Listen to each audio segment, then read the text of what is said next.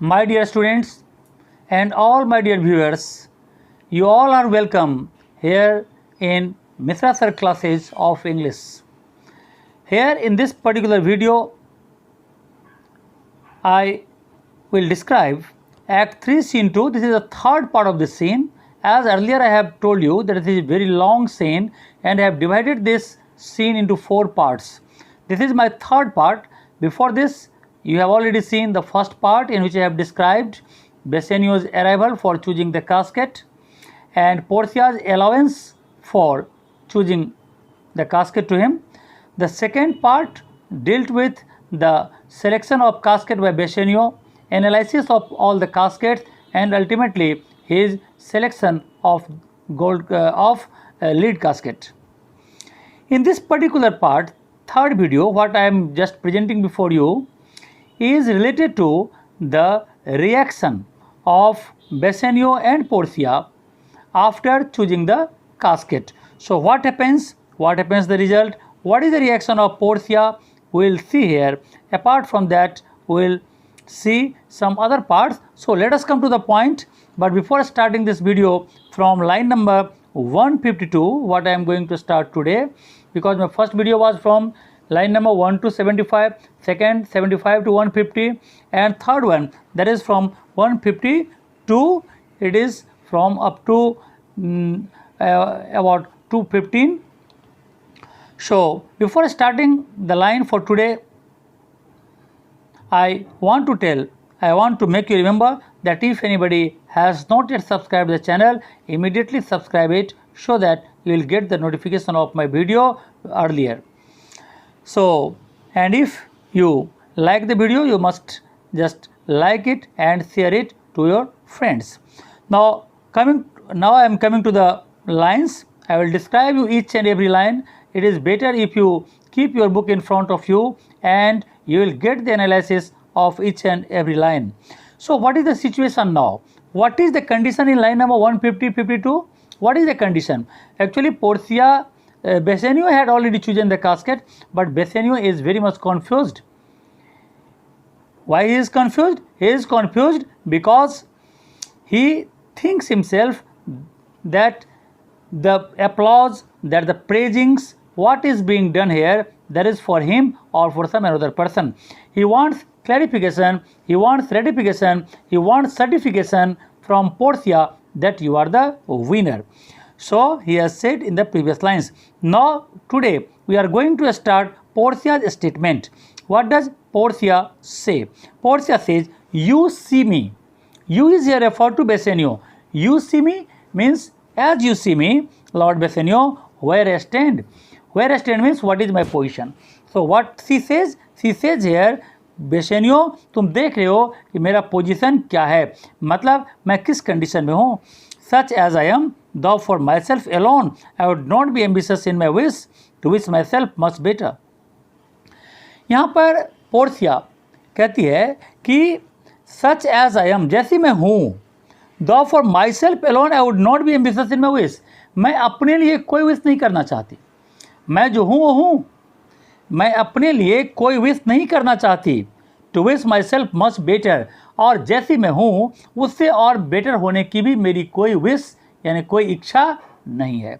मतलब जो मैं हूँ वो मैं काफ़ी यानी सफिशिएंट हूँ, मैं अपने लिए कोई विश नहीं. लेकिन फिर कहता है फॉर यू, लेकिन तुम्हारे लिए, यहाँ पर ध्यान देने के लिए है कि मैं अपने लिए, पोर्सिया कहती है कि मैं अपने लिए और कुछ विश नहीं करना चाहती. जितना मैं हूँ वो मैं काफ़ी हूँ. But for you I would be travelled, तुम्हारे लिए अगर मैं कम से कम 3 times I would be travelled, मतलब I wish to be 3 times of what I am. 20 times my self, और ट्रेबल 20 times, ट्रेबल 20 times का मतलब 60 times. तो I would be 60 times what I am. 1000 times fair, जितनी मैं हूँ उससे मैं 60 times और बढ़ जाऊँ. 1000 times मैं सुंदर हो जाऊँ और 10,000 times मैं रिच हो जाऊँ अगर, तो that only to stand high in your account, तो मैं तुम्हारे अकाउंट, तुम्हारे एस्टिमेशन के बराबर हो सकता हूँ और उसमें हो सकता है कि मैं उस तुम्हारे प्रॉब्लम को सॉल्व कर सकती हूँ.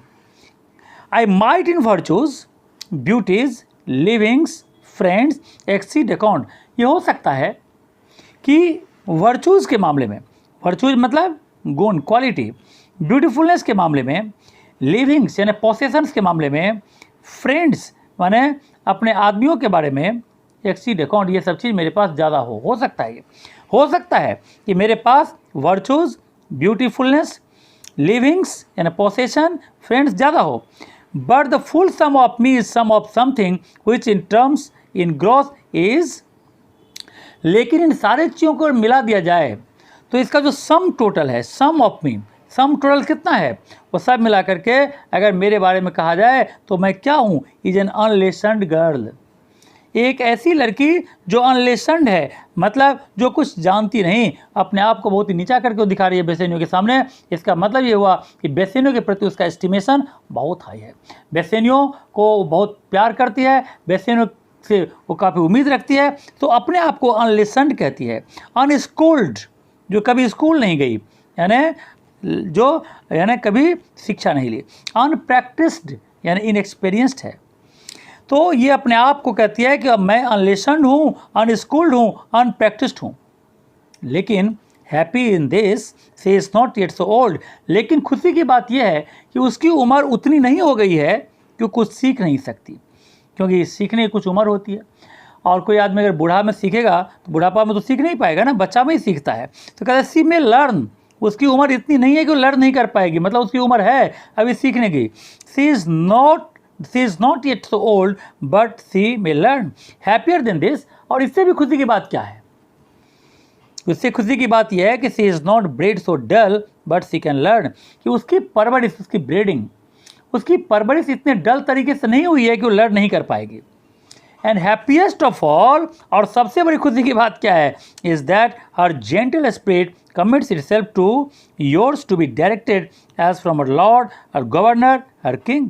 और सबसे बड़ी चीज़ यह है उसकी जेंटल स्पिरिट, उसकी हम्बल स्पिरिट, उसकी हम्बल आत्मा पूरी तरह से अपने आप को कमिटेड कर दी है बेसैनियों के सामने, और वो बेसैनियों को अपना लॉर्ड, अपना गवर्नर और अपना किंग मानती है। तो ये तीनों चीज़, वो अनलेसन्ड है, अनस्कूल्ड है, अनप्रैक्टिस्ड है। तो खुशी की बात यह है कि वो सीखने की उम्र उसकी है, वो सीख सकती है। उससे बड़ी बात यह है कि उसकी परवरिश इतनी अच्छी तरीके से हुआ है कि वो सीख सकती है। और सबसे खुशी की बात यह है उसने आपको पूरी तरह से, अपने आप को उसने बेसैनियों के हवाले कर दिया है, अपने बेसैनियों को वो अपना लॉर्ड, अपना गवर्नर, अपना किंग मानती है। तो ये तीनों गुण होने के कारण वो सीखने को बहुत कुछ सीख सकती है। Now she proceeds and what she says here, myself and what is mine to you and yours, मेरा जो कुछ भी है अब तुम्हारा है।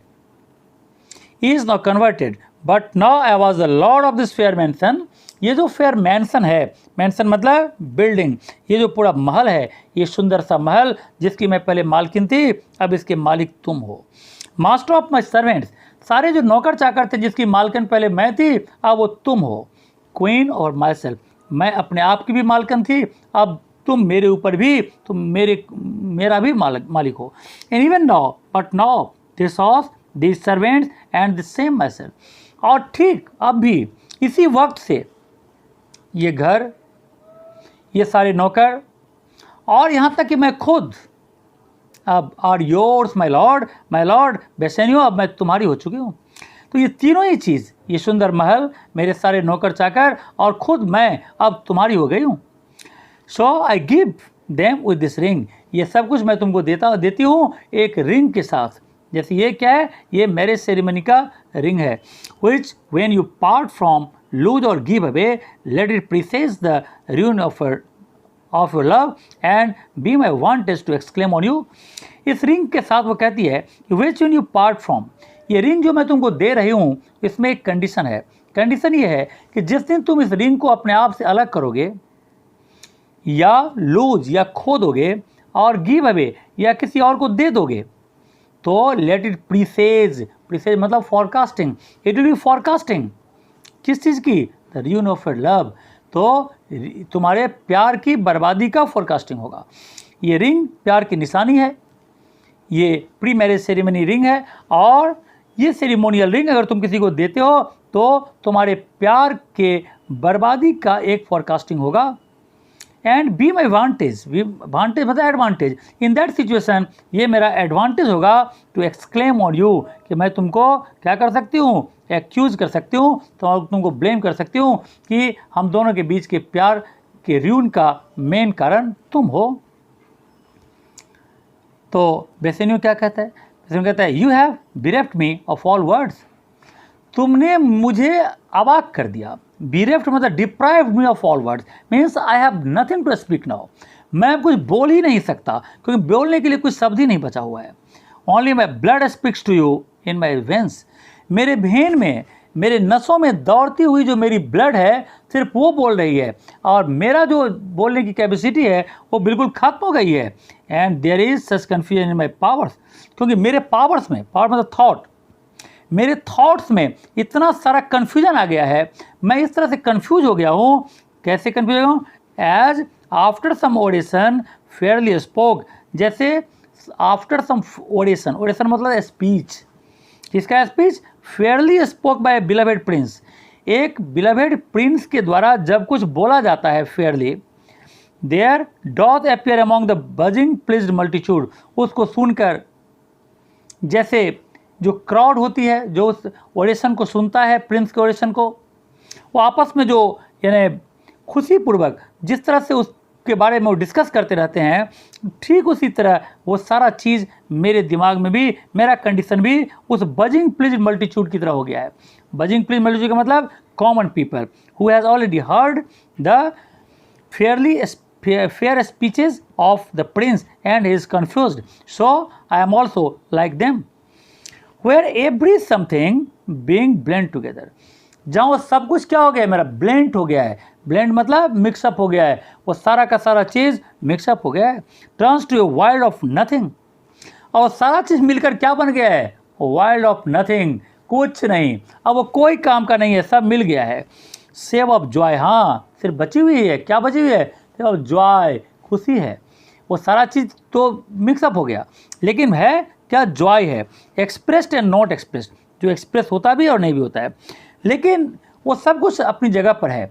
लेकिन जो तुमने बात अभी कही है उसका जवाब मैं क्या देता हूँ? वैसे नहीं कहते हैं पर, but when this ring part from this finger, मैं तुमको वचन देता हूँ कि जिस दिन ये रिंग मेरे फिंगर से अलग हो जाएगा, then parts life from hence, तो तुम ये समझ लेना कि जिंदगी मेरे शरीर से अलग हो गई है। पार्ट फ्रॉम दिस फिंगर, कहता है but when this ring part from this finger then yours then part life from hence, तो ये समझ लेना कि मेरी जिंदगी मेरे शरीर से खत्म हो गई है। और देन वी बोल्ड टू से बेसेनो इज डेड, और वैसे कंडीशन में तुम बोल्ड होकर, निर्भीक होकर तुम ये कह सकती हो कि बेसेनियो मर चुका है। तो इस तरह से यानी उसने उसके रिंग को एक्सेप्ट कर लिया है, और रिंग एक्सेप्ट करने के साथ ही यानी दोनों की शादी का जो काम है वह प्रोसेस स्टार्ट हो चुका है। लेकिन इस बीच में नेरिसा का स्टेटमेंट आता है, और नेरिसा क्या कहती है? My lord and lady, it is now our time, O my lord, who is refer to lord here? Lord is Bassanio and lady is Portia. So my lord and lady, it is now our time, आप लोगों की तो शादी विवाह की बात हो गई, अब मेरा वक्त आ रहा है। That have stood by and seen our wishes prosper, जो क्या करता है? अब मैं देखता हूँ, that have stood by and seen our wishes prosper, अब हमारा जो विश है ये है आपके प्रति, आप दोनों की शादी तो हो गई, तो मैं आपको विश करती हूँ कि आप लोग प्रॉस्परस लाइफ लीड करें। To cry good joy my lord and lady, और वो अपने लॉर्ड एंड लेडी के लिए गुड जॉय का विश करती है। ग्रेसियानो कहता है यहाँ पर, my lord Bassanio and my gentle lady, my lord Bassanio and my gentle lady, I wish you all the Joy that you can wish, मैं तुम्हारे लिए वो जॉय विश करता हूँ जो तुम अपने लिए कर सकते हो, क्योंकि फॉर आई एम श्योर, क्योंकि मुझे अच्छी तरह मालूम है कि you can wish none from me, क्योंकि मुझे मालूम है कि मैं जो तुम्हारे लिए विश करूंगा उससे ज़्यादा तुम खुद अपने आप के लिए भी विश नहीं करोगे, तो मैं वो विश तुम्हें कर रहा हूँ जो तुम अपने आप के लिए कर सकते हो, वो विश मैं तुम्हारी शादी पर कर रहा हूँ। And when your honours mean to solemnize, लेकिन मेरा एक रिक्वेस्ट है, और मेरा रिक्वेस्ट ये है कि जब क्या होगा, जब तुम्हारी शादी सेलिब्रेट की जाएगी when your honours mean to solemnize, जब सोलेमनाइजेशन होगा मतलब सेलिब्रेशन होगा तुम्हारी शादी का, the bargain of your faith I do beseech you. तो जब बार्गेन ऑफ योर फेथ का मतलब यहाँ पर क्या है, contract of your love. Bargain of your faith means contract of love. So when the contract of your love will be celebrated, सीधे language में कहें तो जब तुम्हारी शादी होगी, तो जब तुम्हारी शादी होगी तो आई डू बिसीच यू, बिसीच मतलब रिक्वेस्ट, मैं तुमसे रिक्वेस्ट करता हूँ। क्या रिक्वेस्ट कर रहा है ग्रेसेनियो, इवन एट दैट टाइम, उसी वक्त, आई मे बी मैरिड टू, मेरी भी शादी होनी चाहिए। तो जब तुम दोनों की शादी होगी उसी वक्त मेरी भी शादी उसी वक्त होनी चाहिए। बेसेनियो कहता है विथ ऑल माई हार्ट, अरे ये तो बड़ी खुशी की बात है, with all my heart, so thou canst get a wife, लेकिन सर तो यही है ना, शो मतलब provided that you have to get a wife, तुम्हें एक वाइफ खोजना पड़ेगा, क्योंकि शादी करने के लिए एक लड़की की ज़रूरत होती है।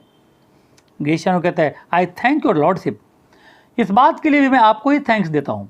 यहाँ पर ग्रेसियानो बेसेनियो को थैंक्स देता है, किस लिए, you have got me one, क्योंकि आप ही के कारण मुझे भी एक लड़की मिल गई है शादी के लिए। My eyes my lord can look as swift as yours, और शादी विवाह के मामले में, प्यार मोहब्बत के मामले में आपकी आंखें जितनी तेज चलती है मेरी आंखें भी उतनी ही तेज चलती है। You saw the mistress I beheld the made, आपने मालकन को देखी और मेरी नज़र उसकी नौकरानी पर थी। यू लव्ड आई लव्ड, आपने भी प्यार किया मैंने भी प्यार किया। For intermission no more pertains to me my lord than you, और इस बीच में हम दोनों के बीच में बहुत सारी बातें हुई। Your fortune stood upon the casket, आपका नसीब, आपका भविष्य शादी के लिए कास्केट पर डिपेंड करता था। Your fortune stood upon the casket there and so did mine too, और मेरा नसीब भी उसी कास्केट के ऊपर डिपेंड करता था। As the matter falls following here until I sweat upon and swearing till my very roof was dry with oath's love at last।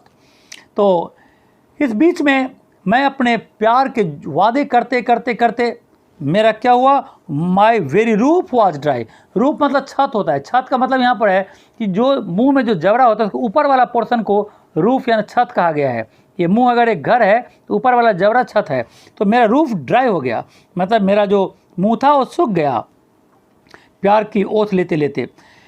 And at last A promise last, लेकिन अंत में मुझे एक promise मिला अपने प्यार करने वाली से। क्या मिला, I got a promise of this fair ones there, क्या प्रॉमिस मिला, टू हैव हर लव, उसका प्यार मुझे मिलेगा, वो मुझसे शादी करेगी। Provided that your fortune achieved her mistress, शर्त ये रख दी कि अगर आप उसके मिस्ट्रेस से शादी कर लोगे तो वो लड़की मुझसे शादी करेगी। यानी अगर बेसेनियो और पोर्सिया की शादी होती है तभी नेरिसा और ग्रेसियानो की शादी होगी, ऐसा शर्त रखा गया। अब इस बात को सब सुन रहे हैं। पोर्सिया कहती है यहाँ पर इज दिस ट्रू नेरिसा, नेरिसा क्या ये सच है? नेरिसा कहती है मैडम इट इज़, मैडम हाँ ये सच है। Show you stand please with, लेकिन प्रोवाइडेड दैट कि आपकी मर्जी अगर हो, आप अगर इजाज़त दें तो। बेसेनियो कहते हैं do Gratiano mean good faith, Bassanio are you telling seriously, क्या तुम सीरियसली बोल रहे हो?